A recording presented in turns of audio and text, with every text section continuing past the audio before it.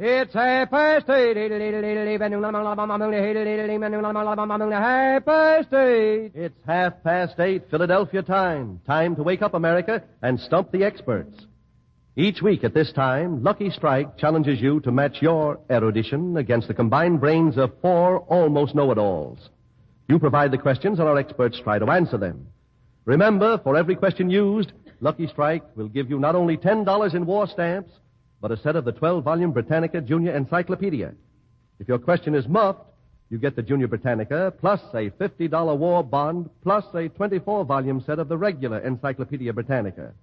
Send your questions to Information, Please, 480 Lexington Avenue, New York City. If our editorial staff edits your questions a bit, don't fret over it. In case of similarity, we'll have to be sole judge of who shall be paid. And all questions become the property of Information, Please. And now light up a Lucky Strike as I present our master of ceremonies, book reviewer of the New Yorker magazine, Clifton Fadiman. Mr. Fadiman. Thank you, Mr. Ladies and gentlemen, tonight, although our program proceeds in its usual spontaneous manner, this is something of a special occasion. We are broadcasting from the stage of the Academy of Music in Philadelphia.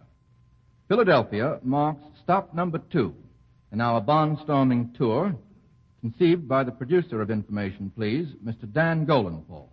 This tour is Mr. Golenfall's contribution to the Treasury Department's bond drive. Each seat in this tremendous hall represents a bond purchase of from $50 to $5,000, making a grand, and we mean grand, total of $3,337,183.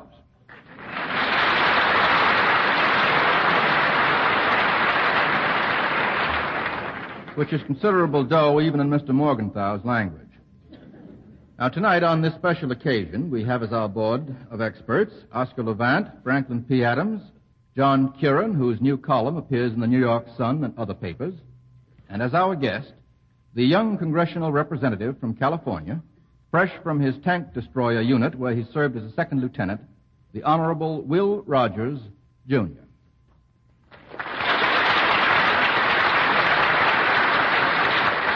Now, appropriately enough, our first question comes from an author who will probably owe his immortality to Philadelphia, Mr. Christopher Morley, the author of Kitty Foyle. And Mr. Morley, who hails from New York City, a secondary town, of course, has worked out a question about Philadelphia. Philadelphia is a city, says Mr. Morley, known for its warmth and affection, and that's true.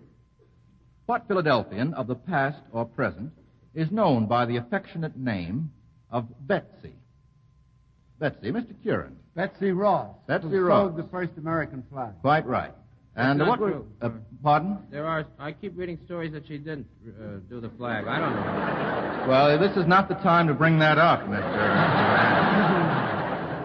You choose stop number 3 to tell us that. Betsy Ross is popularly supposed to have created, sewn together, the first American flag. And Mr. Curran, what was her full name? This is Philadelphia, you know, and you better know it. Elizabeth. Yeah. That isn't full enough. I don't know. Elizabeth Griscom Ross. Now, how about what Philadelphian is known as Connie? Connie. Cornelius McGillicuddy. Yes, Cornelius McGillicuddy or Connie Mack. Quite right. He's not from Philadelphia. He's been living here 70 years, but he's not from Philadelphia. Well, he's made a living here of a sort, hasn't he? Temporarily speaking. And finally, what Philadelphian is known as Rosie? R-O-S-Y. Very famous Philadelphian. Rosie? Rosie, a great citizen of this town, known as Rosie. Rosenblum? Rosenbaum? No. Rosie? You're near, though. It's the famous bibliophile and book collector. Oh. Who is that? I still don't know. Yes? That's right. Rosenbach. Attaboy, yes. A.S.W. Rosenbach, a name well known to everybody who loves books in this country. Anybody who has more than $50,000, you mean. That gives us 2 out of 3. And while we're on the subject of Philadelphia, I'd like to get one thing settled that's always worried me. Mr. Morley, in his book, talks of the main line a good deal. How far does the main line run, socially speaking? To Trenton. Mr.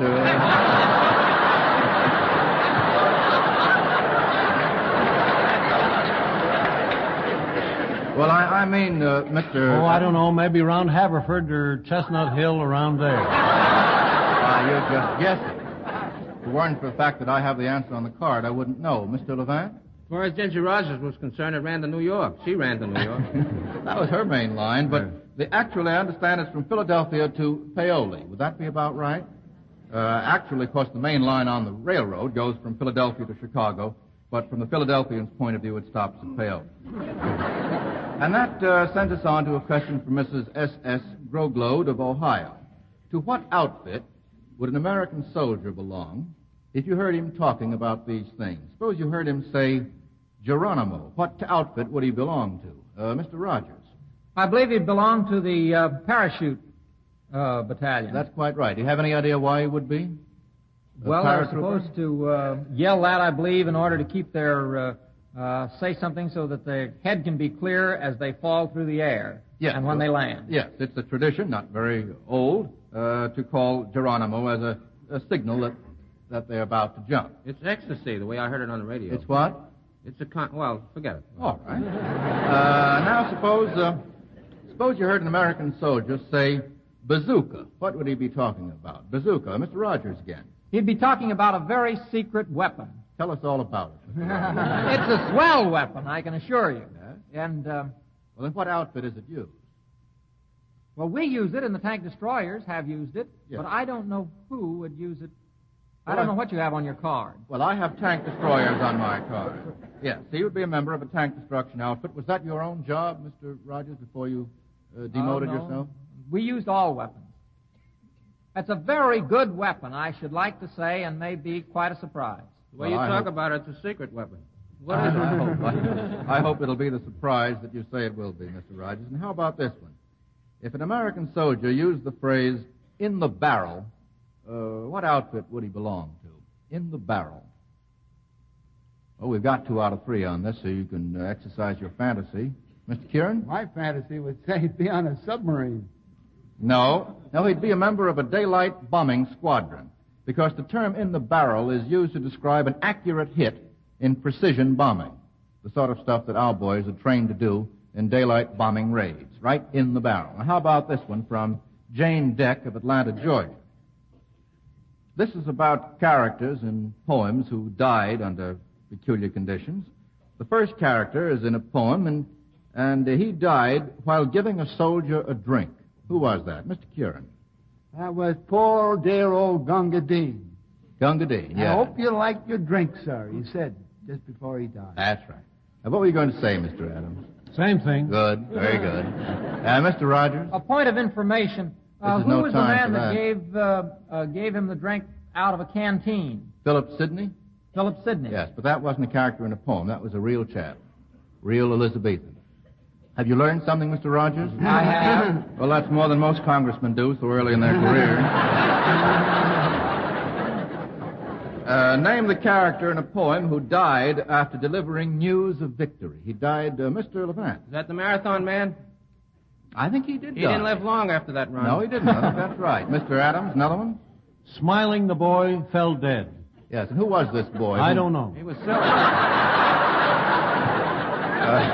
Mr. Kieran, can you help out, Mr. Adams? Well, the name of the marathon messenger who did fall dead, according to Browning's poem, was Pheidippides, and there is no name to the young boy who flew out, took the battery smoke at the Battle of Ratisbon. Yes, Mr. Adams was thinking of what poem? Browning's An Incident in the French Camp. Yes. You see, he has no name, Mr. Adams. We'll never know who your boyfriend is. Now, how about this one? A character in a poem who died because she looked out the window. Mr. Kieran. The Lady of Shalott. The Lady of Shalott. Tennessee. Very good. Well, that gives us 3 dying characters out of 3, and that's enough for a gloomy question. How about this one from Ruth Harmon of Union City, New Jersey? Here's the situation, gentlemen. Let's say there's a news commentator in Burma. And this news commentator wants to tell his audience which of the United Nations are engaged in a battle. Now, to get by the local censor, he sings these songs into the mic. We're going to have them played. Which nations are in the fighting? In other words, the songs ought to indicate the nation that he means is engaged in the battle in Burma. Is that absolutely clear, or is it quite unclear? Well, let's have the first.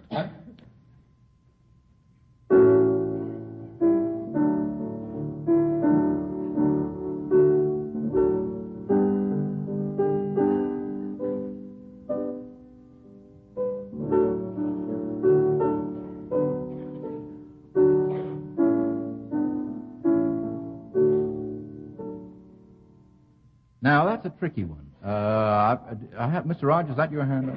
I'll make a guess. Yeah. Irish? It No. can't be Irish. No. McCree? Scotch? No. What's the song that was played? Mr. Levant? He guessed. Let him guess the name of the song. Nice guess, Mother McCree. No, that's not nothing. Endearing Mr. Adams? charms. Endearing charms. It sounds very much like Believe Me If All Those Endearing Young Charms, but that isn't right. I know what it is. Yes, Mr. Levant. Is that a cowboy thing? That's right. And what nation would be involved? You'll get smart. What country has cowboys? Yes. Kid. That's coming right back at me. Uh-huh. It would, of course, be the Gary American. Cooper, it would be. That gives us one wrong. Now we have to get the next one. Let's have the next code message.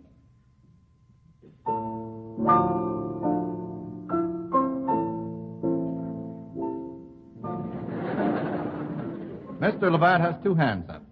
Chinese. Chinese. What was being played?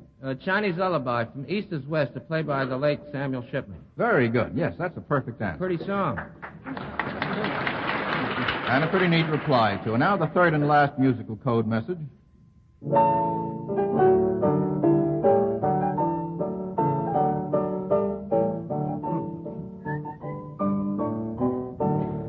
Mr. Rogers. But he is an Englishman. Very good, yes. Very good. Whose song is that, Mr. Rogers? Who wrote it? Is it Gilbert or Sullivan's? Ask Mr. Adams. He's right there. Sullivan wrote the music to that boy. Thank you. Thank you, Father. Now you've exhausted Adams's information for the whole evening. All right, that gives us 2 out of 3. How about this one from Mary E. Rowell of Cumberland, Maryland? Let's see, there are 4 of you, aren't there? I hope. Let's see if you can mention 4 colloquial terms that name foods that might be used as substitutes for meat on Meatless Tuesdays. In other words, any colloquial term using the name of any other food that might be used as a substitute for ordinary meat. Mr. Levant. You poor fish. Yes, personal remarks are barred on it. That's very good, however. What's the difference between meatless days and the days you're supposed to be able to get meat, incidentally? I just... You mean you can get meat on Meatless Tuesdays? I don't know. No, you can't. Now, poor fish is a perfectly good one. Mr. Kieran. Let him eat crow. Let him eat crow. Aren't you mixing that up with Marie Antoinette's let him eat cake? No, well, let him eat crow now. To eat crow is an crow. old expression, sure. Mr. Adams. A man of your kidney. That's all right. Because Mr. Adams is quite right, because kidneys are allowed on Tuesdays. Liver alone and like it. Oh, that's bad. Mr. Kieran? On Meatless Tuesday, why, you can make your enemy eat his own words. That isn't as bad as meat. Yeah, it's an awful cheap toppled oat meal. We're a turkey here. Yes, that's a very good one. Lay an egg. Lay an egg. There we are. Mr. Rogers, what were you going to say? I'll have your liver and your lights. Liver or your lights. Liver or your lights. Very good. Those are both things you can eat if you wish on Meatless Tuesdays. And now Mr. Rysdale, without naming any names, says that experts are likely to be rather critical people. Well, Mr. Fadiman, I mean critical in a good sense. For example, a tobacco expert smoking a cigarette obviously does so with a full knowledge of the facts. Certainly, mildness and better taste depend upon fine tobacco. And that's worth remembering when you consider that the overwhelming preference of independent tobacco experts goes to Lucky Strike. These experts, auctioneers, buyers, and warehousemen, know tobacco from A to Z. So they can't help but know the kind of tobacco that means a better smoke for you. And at auctions they attend, they obviously see who buys what tobacco. Yes, year after year, tobacco experts see Lucky Strike consistently select the riper, lighter, milder leaf. Smokers, Lucky Strike means fine tobacco. So round, so firm, so fully packed, so free and easy on the draw. Mr. Fadiman, have I shown that Luckies have what it takes to please the critical? Yes, Mr. Rysdale, your 60-second summary makes clear why, with men who know tobacco best, it's Lucky's 2-1. And now the next question comes from a gentleman, presumably from Washington, who prefers to be unnamed, and you will see why when I read the question to you. I assure you that we will pay out in any case, but we will not name the asker of this question. Who made each of these remarks about the government and its employees? The first remark is as follows. Eeny, meeny, miny, mo. Catch a committee by the toe. If they holler, give 'em dough. Eeny, meeny, miny, mo. Who said that? Mr. Levant. That could be in, not Let 'Em Eat Cake, of Thee I Sing. That's right. Remember the character who did Throttle Bottom. Throttle Bottom is right. The convening of the Senate. Was it about the Senate? Yeah.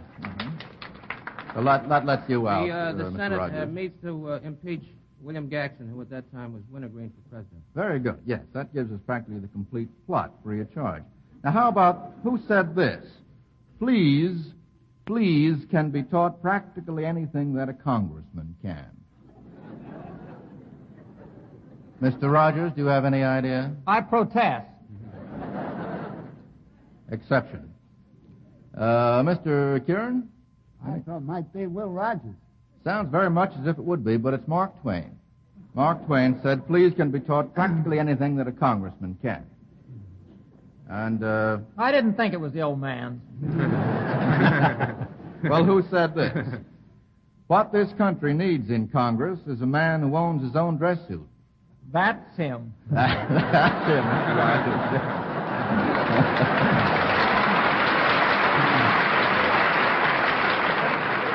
You know what I'd like to hear you say, Mr. Rogers? I'd like to hear you say that sentence your own way. Because I bet it sounds a lot like the way your father used to say it. What this country needs in Congress is a man who owns his own dress suit. Just say it for us, will you? Seriously? Yes, sure. Just say it. What this country needs in Congress is a man who owns his own dress suit. Well, that sounds a little bit like the old man. No. Not so funny. No. Pretty Not good.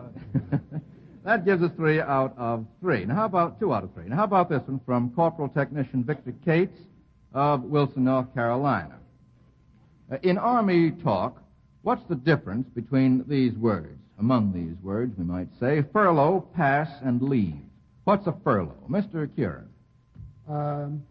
Soldier goes on furlough if it's a time limit over a pass leave limit, which is a short. You go on pass downtown, you might get an overnight pass. Well, now, that's the idea, but exactly how many days, Mr. 3 days, I believe, is a pass. Under 3 days or over for Under for a pass and over for a furlough. That's exactly right. Wrong. Wrong? I say, a furlough is anything over 3 days for an enlisted man. Didn't he say that? What else did I say? I thought he said that. What he means is that an officer goes on leave. Yes, that's right. I hope to have caught him. Yes. If an officer goes on leave for more than 3 days, that's called leave, absence from duty for over 3 days. What is AWOL? That's not a furlough, is it? That would be the kind of furlough that you'd probably have to get, Mr. Levant, if you were in the Army.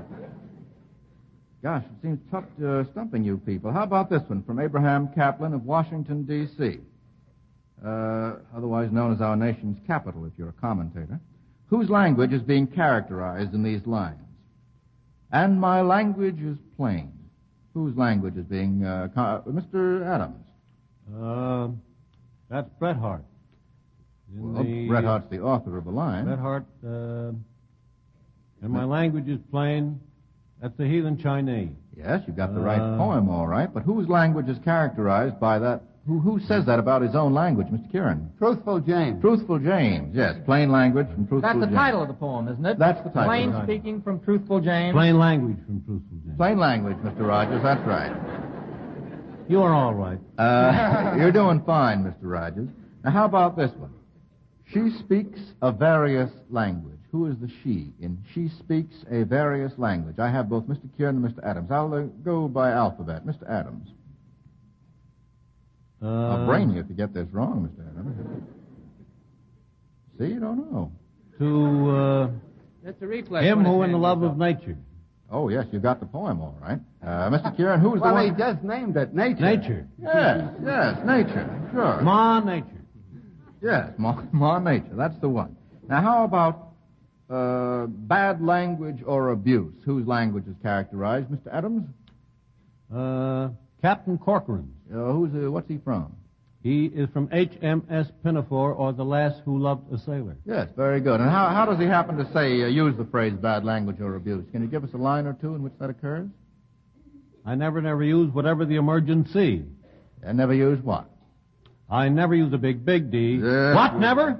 Hardly ever. All right. 3 out of 3, and now one from Ralph Baltzell of New York City. And this is a difficult musical question, gentlemen. Mr. Rogers, how are you on music? Very poor. Very poor. Well, you can sit in with Adams and Kieran then. Each of the following symphonies is opened by a solo instrument. I want you to identify the symphony and the instrument. Let's have the first.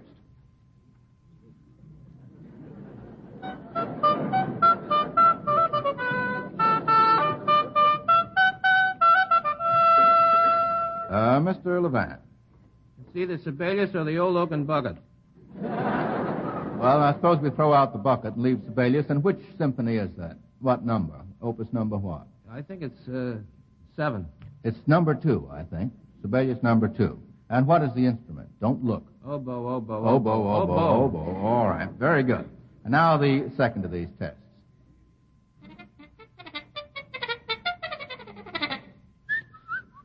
Mr. Levant again. The piano plays there, too. That's in the Shostakovich number 1, the scherzo, right after the first movement. That's very good, yes. Very good. And what was the instrument Mr. Levant was playing? It was a trumpet. Yes, muted trumpet, quite right. And now the third and last of these. Well, the rest of you boys are sure having a rest. I've got 2 hands for Mr. Levant. That's very pathetic. That's a pathetic symphony of Tchaikovsky. Yes. A bassoon. A bassoon, yes. That's 3 out of 3. And now, before we go on to the next question, here's Mr. Cross, who's willing to wager that you never thought of this as a cradle song. Yes,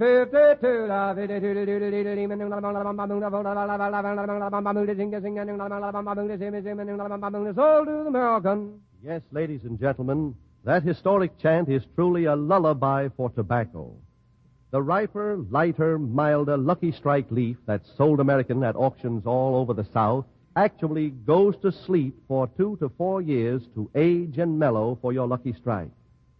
Indeed, as visitors to Richmond, Virginia may have noticed, above our great storehouses there is a big sign reading, "Quiet, please, tobacco asleep." And in Durham and Reidsville, North Carolina, in Lexington, Kentucky, and elsewhere in the tobacco country, sleep many more hundreds of millions of pounds of fine Lucky Strike tobacco. Ladies and gentlemen, these facts help to illustrate how important fine tobacco is to your smoking enjoyment. Before you light your first Lucky Strike, just stop and think that it took 2 to 4 years for that Lucky to be born. Then light up your Lucky Strike, so round, so firm, so fully packed, so free and easy on the draw, and enjoy to the full the mildness and mellowness of fine tobacco, carefully selected, patiently aged, perfectly blended. Thank you, Mr. Cross. And now a question from R.J. McBride of Washington, D.C. What nations successfully used these tactics in fighting against tanks? What one used airplanes equipped with anti-tank cannon? Mr. Rogers. Everyone knows that. The Russians. The Russians. And what were those planes called? Stormovik. Stormovik, yes. You have a very fine Russian accent. You got that out in California? I like my English accent. That's quite right. Now, which nation used buried anti-tank guns? Mr. Levant. Germany, in their first retreat from Russia, they dug them as defense, instead of... Germany is right. Whether they used it against the Russians, I don't know. The first time they retreated, they must have. Is that right, Mr. Rogers? You seem to know about that. That's probably right. Well, I also am informed that the Germans used them against the British in Libya in the spring of 1942, but they might have used it in Russia so at the they same did. time. All right. Now, how about a nation that used self-propelled artillery in fighting tanks? Oh, no. Mr. Kieran. We're using them right now. Yes, we are, and before us, who did? Mr. Rogers? Well, the Germans used them. They did use self-propelled artillery? I'd hate to think that. I thought we had the edge on them there. What about the Italians in those Taranto and the Mediterranean? That's not artillery, that's the Navy. I know, but it's generally considered American. Generally, it's considered American, but I understand the British used them in their breakthrough at El Alamein. Great victory of some time ago. Of which a great deal of it was our own, I believe. Our own self-propelled artillery? Well, it's nice to know that. And how about this one from Robert Delson of New York? Identify these famous performers. The first was a pianist who talked to himself in public. Mr. Levant? Vladimir de Pachman. Vladimir de Pachman. A cutie, too. He was cute. You haven't learned anything from him, Mr. Very Levant? much. I talk about him and to myself all the time. Vladimir de Pachman, yes. How about a conductor who lectured his audience on their lack of taste? Mr. Adams. That might be L. Stokowski. Yes. Where did this happen, Mr. Adams? I think it happened in this here hall.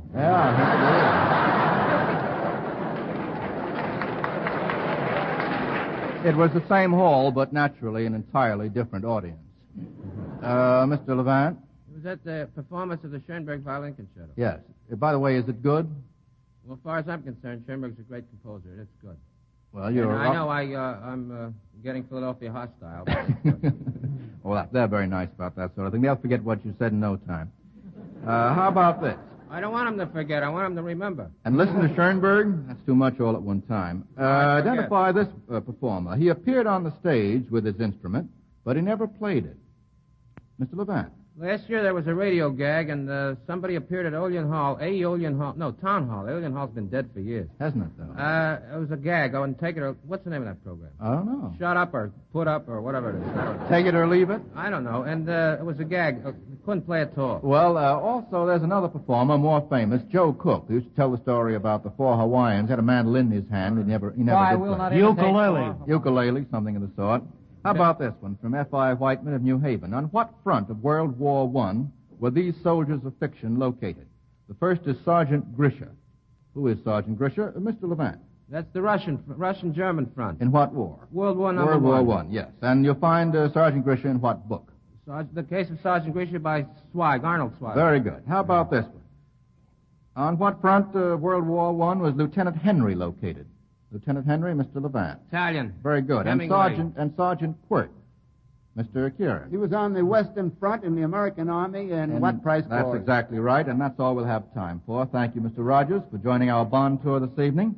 In a few seconds, I'll announce next week's guest, and we'll triumphantly announce that, owing to the fact that the brains of these gentlemen have been stimulated by their stay in Philadelphia, we have paid out no sets of the Encyclopedia Britannica and no $50 war bonds tonight.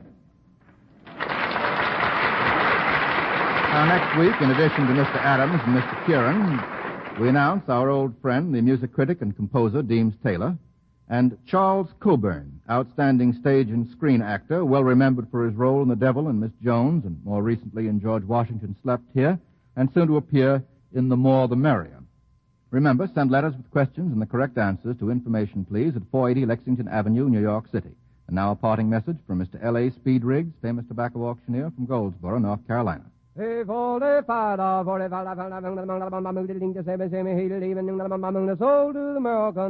that historic chant remind you, ladies and gentlemen, that Lucky Strike means fine tobacco. So round, so firm, so fully packed, so free and easy on the draw. No wonder that with men who know tobacco best, it's Lucky's 2 to 1.